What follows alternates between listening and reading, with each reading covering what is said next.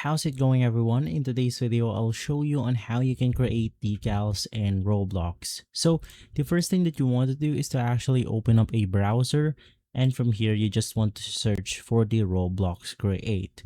Open up the official webpage from Roblox, log in your account, and click on Start Creating.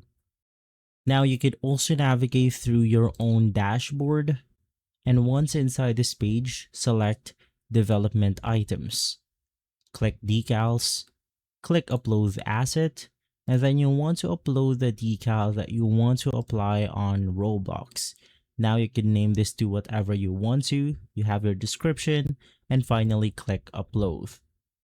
After waiting for a couple of seconds, you could modify the settings of this decal by simply clicking on it. And here you could distribute this on the creator store if you want to.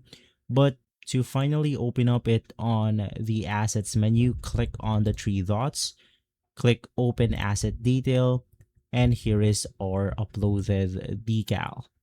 So, of course, you have to wait for a couple of minutes in order for it to apply to your profile. So you just want to keep refreshing until it shows up right here. And so guys, if this video has been helpful, leave a like, subscribe, and follow us for more videos like this. Thanks for watching.